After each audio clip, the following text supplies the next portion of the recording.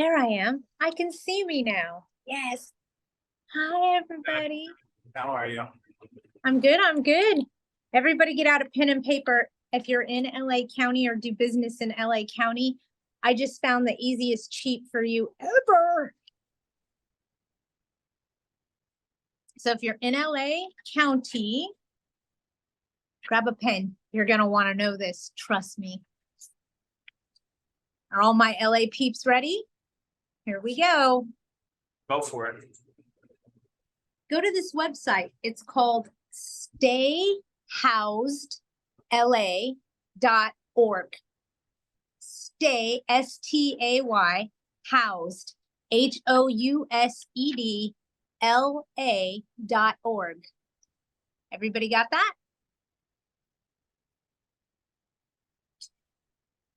I'm going to talk to you out loud, so pay attention. Oh, I got to give it again because Allie's going to want this.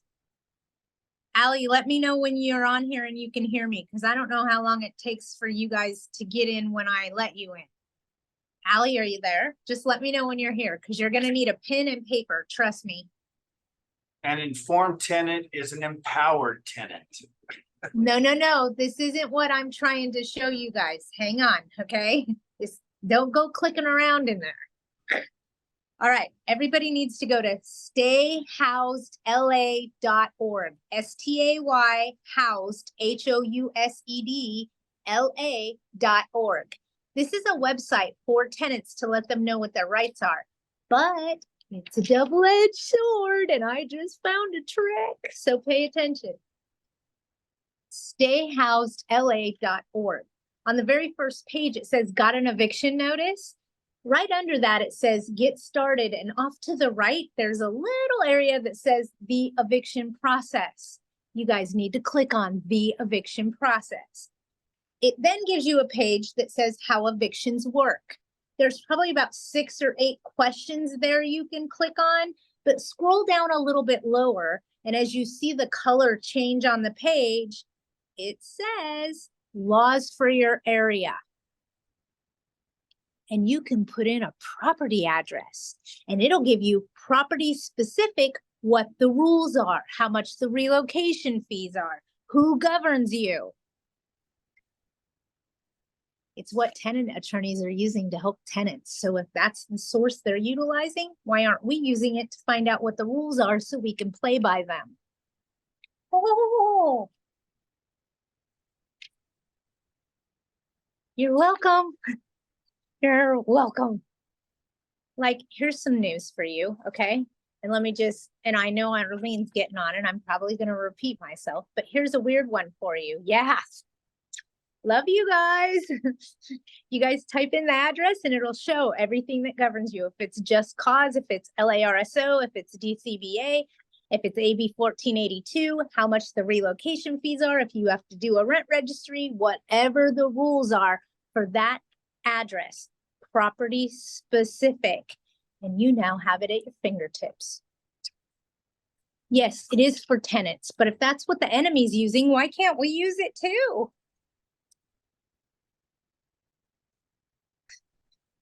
I know, mind blown right now. Okay, somebody just got on, and let me see who it is, because I knew, yes, I knew that this person, it was Arlene. Arlene, it was you. I saw you. You just came on. You need to go to stayhousedla.org. Thank you. stayhousedla.org. Okay? For anything in LA County, you're going to go click, it says, got an eviction notice, get started, and then it says the eviction process. You want to click on the eviction process. It's going to show you a new page. It says how evictions work. Under all those questions, start scrolling down, and the color changes on the page, and it says laws for your area. Right under that, you can enter a property address. Once you hit enter, all the rules for that address come up. Did you know that La Puente and some areas of the city of La Puente are also using LA's threshold rent amounts?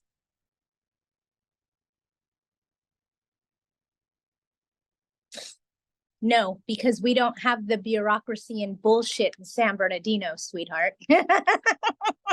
Sorry. This is only for LA County because currently LA County is the only one that has the problems. We don't have these problems in San Bernardino County. In fact, I can make it very easy for you, okay? In Riverside County, San Bernardino County, is it subject to the TPA or not? That's the difference, nothing else. In LA, each individual city has its own rules, and it's really hard to keep track of. So I just found the tool that tenants are using to educate themselves, and it's also, if they're using it, we should too, okay? I'm not telling you to get on there and learn how an eviction works or learn what they're teaching tenants unless you really want to know what they're teaching tenants, because it's at your fingertips right now, folks.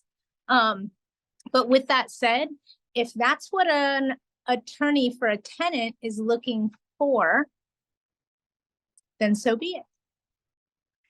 Okay, now I saw questions and stuff coming through, so I'm going back, okay?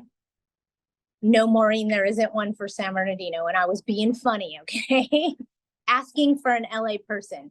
Would the relocation fees apply per household or per tenant? They apply per door, so per household. If one person and child live in the unit, but they're actually 2 adults, would the landlord need to pay the tenant not on the lease? Well, technically, if the landlord has accepted rent from that person that's not on the lease, they are now their tenant. Just because they're not on the lease doesn't mean you're not obligated or responsible for them, okay? So this is a huge tool for me. I can only imagine for my property managers that manage property in multiple cities, you're going to find in LA County, you are going to find this tremendously useful. Like I said, I plugged in an address yesterday in La Puente just to see what would come up while I was talking to the client. And I had no idea that parts of La Puente, that's like at least a 30-minute drive from the city of LA. Traffic, of course, traffic included. With that said, I had no idea that they were charging LA threshold rent in areas of Glendale, La Puente, and other areas. This is the tool that is going to help save us. As the rules change, we may need to type it in every time we want to serve a notice so we know what the rules are. Some cities now require a 10-day notice to cure or quit. This is how you're going to find out what cities have what rules, because it's what I use. Okay, I'm sharing the love, babies. Sharing the love. Yes, absolutely, David. It is huge. Also, to all of my real estate agents and brokers in the house, please make sure that you are disclosing on a sales transaction. Okay? On a sales transaction, if you are representing the buyer, make sure that you are disclosing that the entire state of California is now subject to rent control. We're starting to see lawsuits come about because agents are failing to disclose that the whole state of California now has rent control. Watch yourself. I saw something else come through. Hang on. Question: if it is obvious unpermitted additions or alterations have been performed on a property, splitting a home into 2 units, converting a garage into a studio, etc., is this something we should refrain from accepting to manage, or is it no big deal? Please advise, and thank you. David, pay attention. It all comes down to one thing, okay? One thing, The one thing is, does it have a certificate of occupancy? Okay? Don't care what it is. If it's an ADU, a converted a garage, a partition where they sectioned it off, all we need to know is, does those units all have a certificate of occupancy? I'll tell you why. Have somebody, they rented their pool house in LA County. Rented out their pool house. Guy's been living there forever and a day. Pays like $1,500 a month. The pool house is not permitted as a dwelling. In fact, it doesn't have a kitchen, so it's not habitable. The landlord is now being sued for almost $400,000 for all the rent the tenant has ever paid because the landlord has never provided a habitable dwelling because there's no certificate of occupancy. In a sales transaction, if you are buying something and you're not sure if it's permitted, you want to find out about the certificate of occupancy, because as soon as it closes escrow, that tenant that's in possession of that unpermitted unit that doesn't have a certificate of occupancy is more likely to file a lawsuit as soon as escrow closes, because the owner of record is the one that needs to refund all that rent that was paid and collected. Oh, see how that worked? I have one right now where the owner's in escrow and the person is in a unpermitted laundry room. It's where the tenant is paying rent and living. And I told them, don't let it close escrow until they get them out. Don't you do it. Gets a little tricky sometimes. August 24th, City of LA workshop for tenants' rights by Coalition for the Economic Survival on the Stay Housed LA org website to register. Got it. Thank you. Here is the scenario. A property owner calls and states they need a manager for 3 houses on 1 lot. They provide the address. I run title and see the address and see it is zoned as a single family residence. I meet the owner at the property and it's obvious that the other 2 standalone structures were not built with permits. I ask how the back residents are getting their mail. Do these structures have their own address with the post office? He states no. All the tenants just go through the mail and take their own. This owner has been managing it for himself for many years, and now he just wants someone else to manage it. Maybe because he received a letter from a tenant attorney asking him to provide his certificate of occupancy on the premises because they think that no rent's owed. So a demand letter comes first, then it gets followed by a lawsuit if you don't pay attention.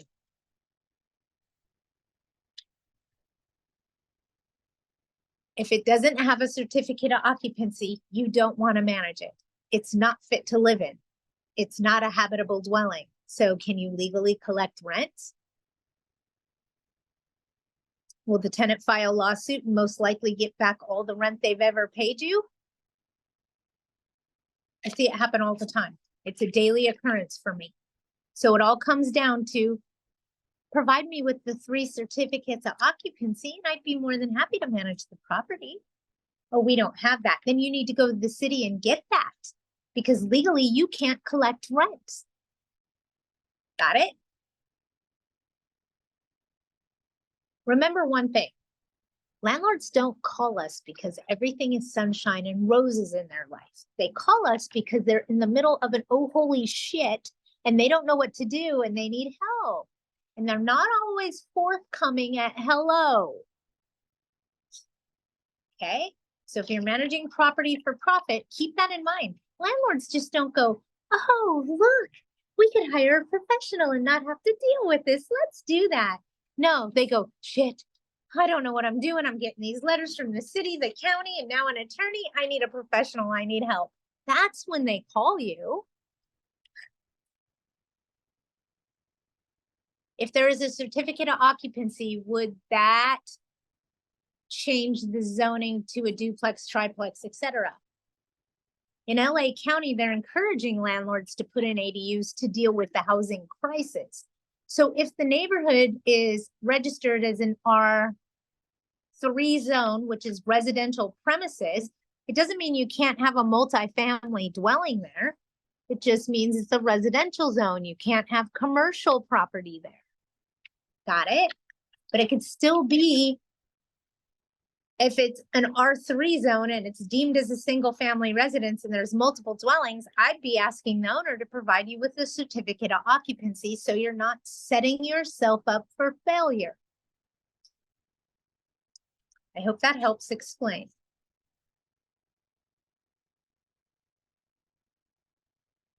All right.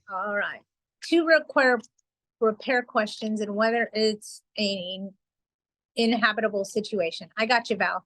Hold on. If there is a certificate of occupancy, would that not change the zoning from duplex, triplex? Hold on. Zoning says residential or commercial. That's zoning.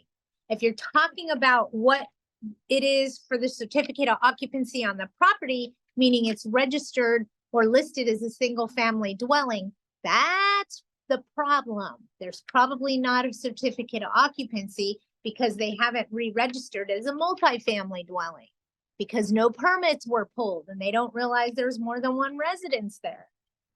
Make sense? Okay.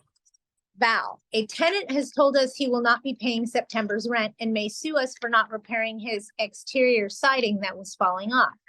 We did take several months to fix it due to many issues, including hard to find someone that does siding. But it's fixed now, and he is an angry man and is now convinced that we owe him 6 months of back rent.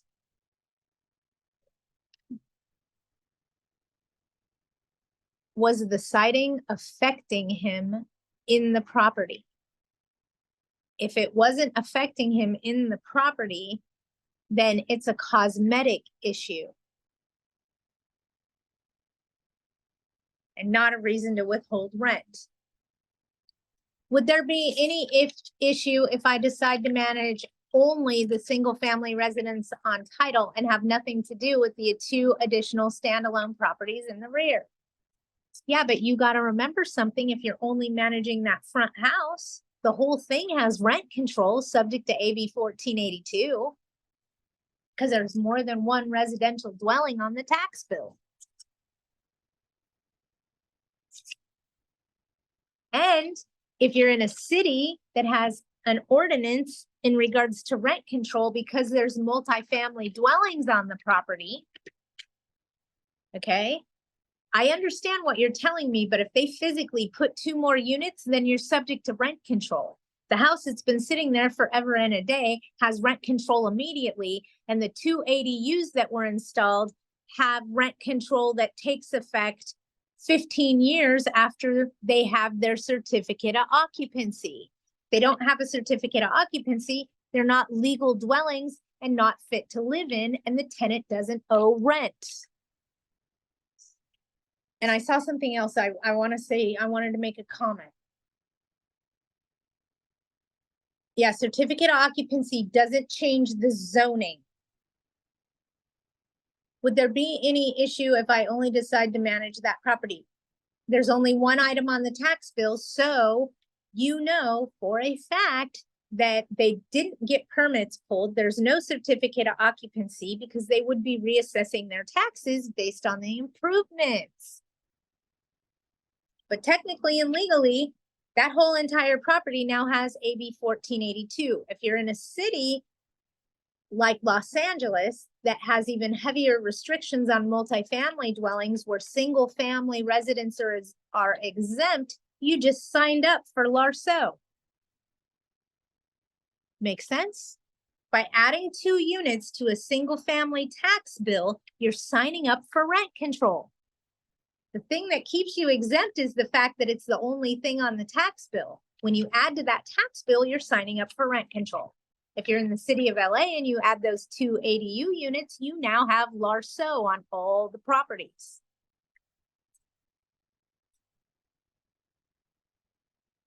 I hope that makes sense. A tenant had their old white square ceiling tiles bowing for several months. We offered to fix it, but there was too much crap in the room for our guys to fix it. With all this recent rain, the bowing is worse. We offered to fix it yesterday, but she said she had not moved anything and we agreed to do it Monday. I'm afraid the ceiling is going to fall down. Plus, this is a very old house and there may be asbestos up there. Give her a 3-day cure or quit to prepare her property for the workmen. In other words, clear all your stuff out. We have repairs that need to be done. And you need a cure or quit notice because if you don't clean this up in 3 days so I can get to it, guess what? I'm going to start the eviction process and serve you a 3-day quit.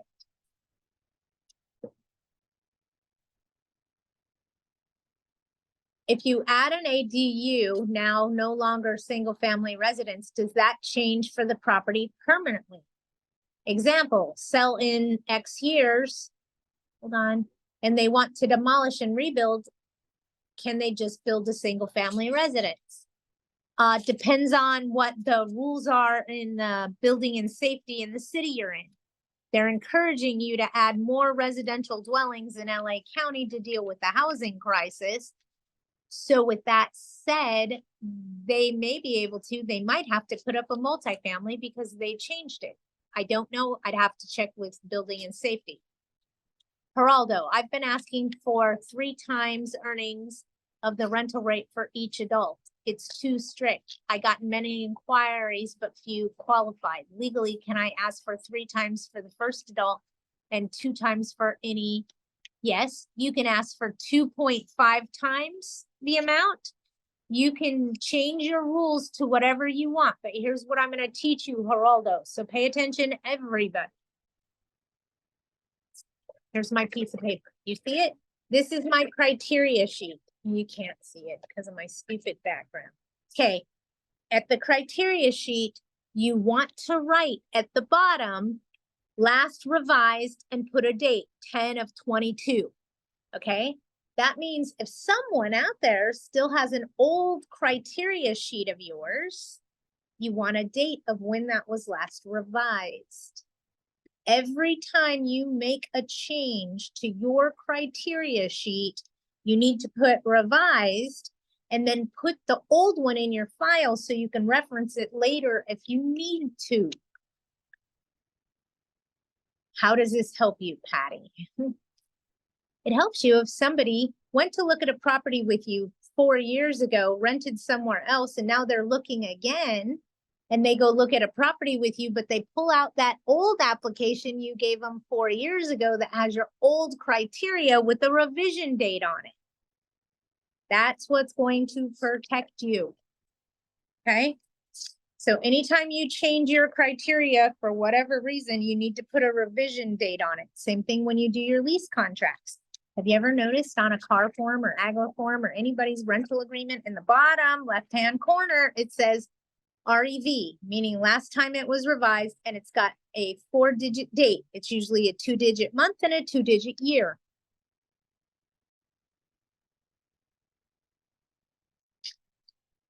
You need to save those 2 when you change your criteria. It's better to have it and not need it than need it and not have it.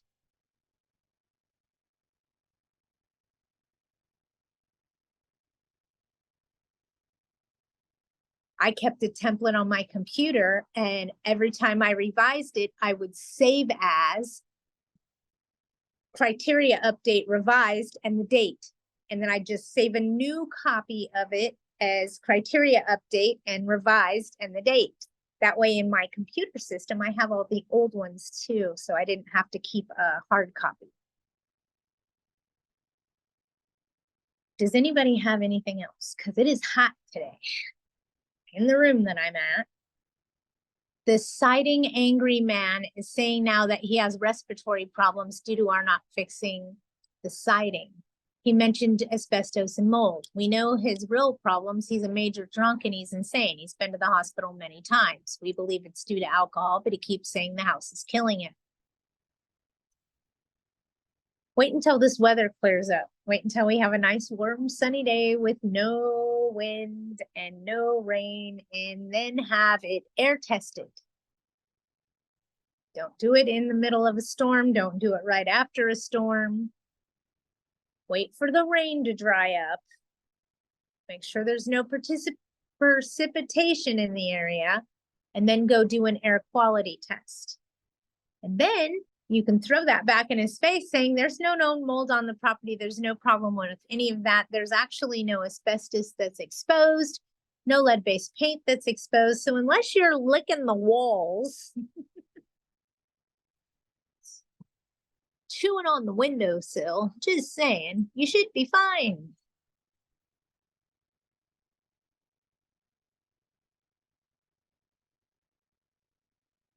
I'm so sorry that you're unhappy living here. Did you want to give me a 30-day notice today? He may be licking the walls. I love you guys. In case there's alcohol there. Hey, I had a friend that dealt with her brother, and I didn't realize how bad those things were, when you have a dependency like that. And her brother came to visit her, and he was having some alcohol dependency problems. He drank a whole bottle of Listerine. Ew. To get drunk, to get the alcohol out of it. Ew.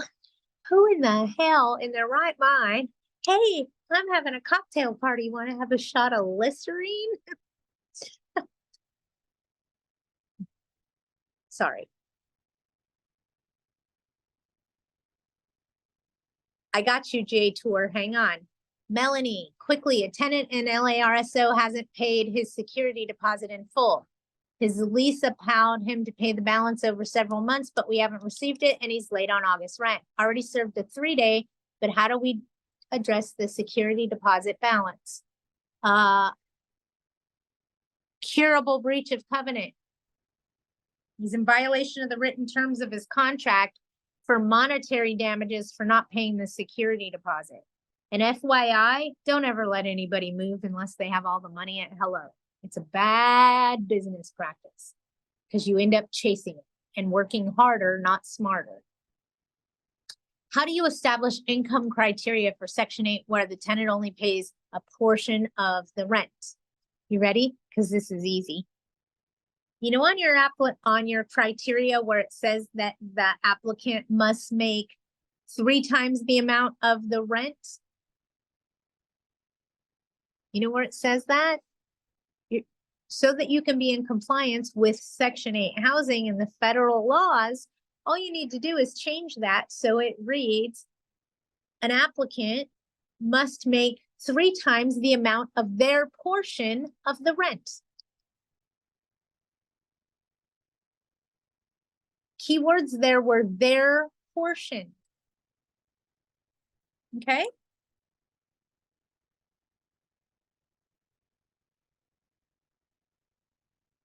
So as long as it says applicants must make 3 times the amount of the rent of their portion, 3 times the amount of the rent of their portion of the rent. If their portion of the rent is 100% of the rent, because you're not talking about Section 8, then who cares? Somebody's going to ask, what do you mean my portion? Oh, that has to do for subsidized housing. That has to do with low income housing.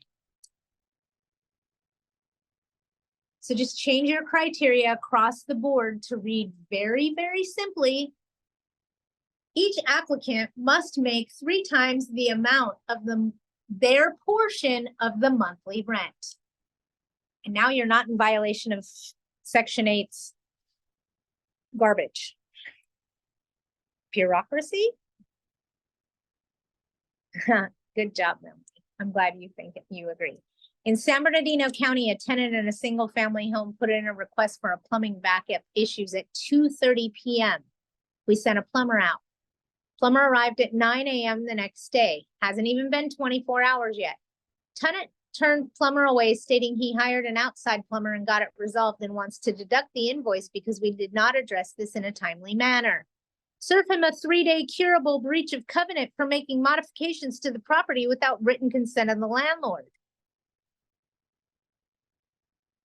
You don't know if that's an actual plumber and they're not licensed and they're not listed on your insurance as additional insured. You better crack the whip on this tenant and put their ass in check real quick or they're going to steamroll you. No, I'm not giving you a discount on your rent or deducting the rent. You didn't even give me 24 hours to respond. You're in violation of your written contract by making modifications to the property without written consent of the landlord. And this is the reason that I can evict you.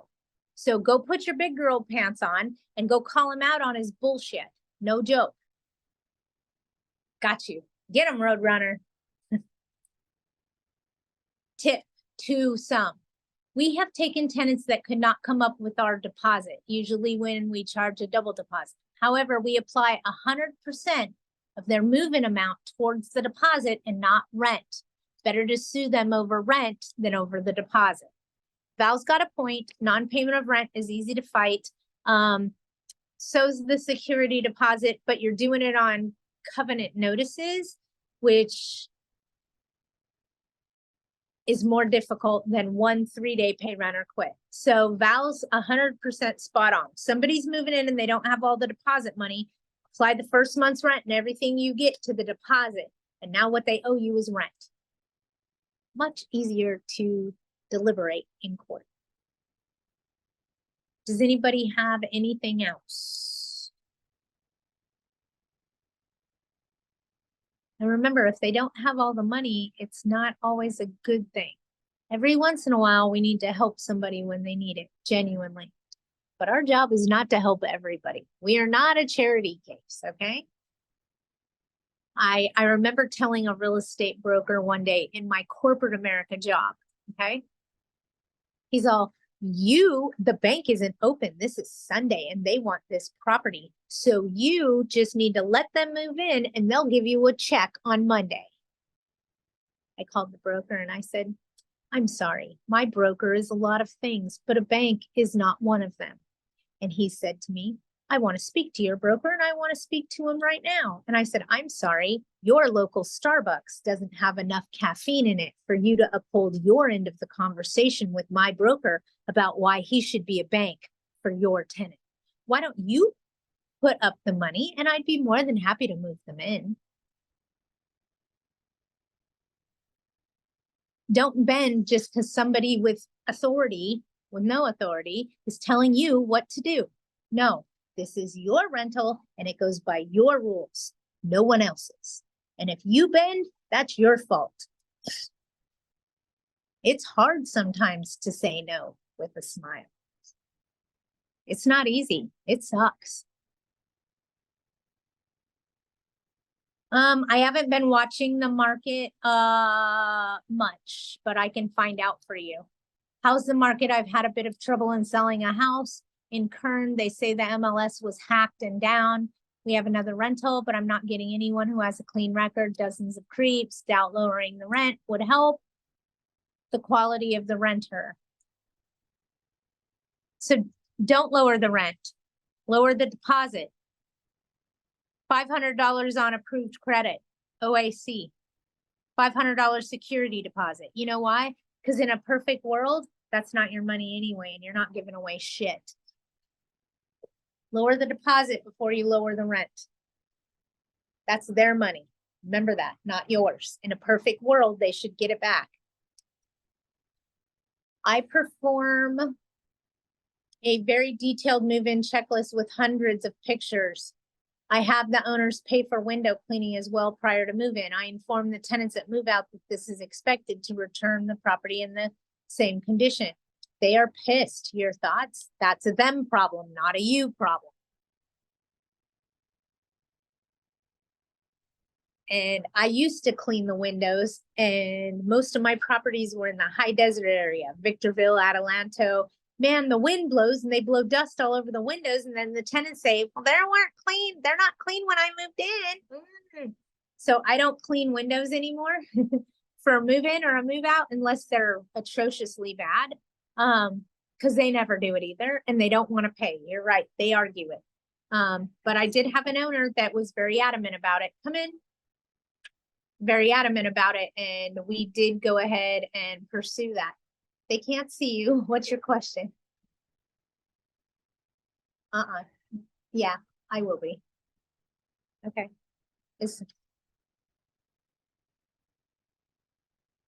Okay. You need me? Okay. All right. I'm going to end this in just maybe 3 minutes. Okay. Just have her wait like 3 minutes. I'll be up there. No worries. Sorry, there's a problem in my office today and they need my brain. I post on Zillow and other sites. Seems like CRMLS doesn't always work. There you go, straight from our real estate broker guru, Hilda. Hilda, were you on here when I talked about the Stay Housed LA website?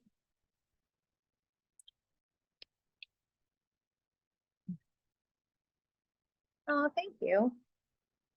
That's what my coworker just came in. We need you, Patty. I'm like, okay, give me 3 minutes. I'll be up there. Just making sure everybody has Stay Housed LA. That's priceless for those of us that have been wanting to rip out our hair. Priceless. Stay Housed LA is going to tell you what the rules are, address specific. Priceless. StayHousedLA.org. Don't forget it. And yes, it is built for tenants. It is a tenant resource. It's also a tenant attorney resource. And if that's where they're getting their information, why shouldn't we have the same information they do? Oh, besides, it's right there at your fingertips. It tells you if it's AB 1482 or if the city has a restriction, what the rent increase amount is, what the relos are. It tells you everything. Patty, what's the best time to call you today? I need to talk to you about the case. You want to talk to me about an eviction case? Yes, Call me after 1. thank you. No worries. All right, if nobody has anything else, I'm gonna get off of here because my team needs my help too. You guys have a great week. If you need me, you know how to find me, and I will talk to you again next Wednesday. Bye, everybody. Bye. Bye, Hilda.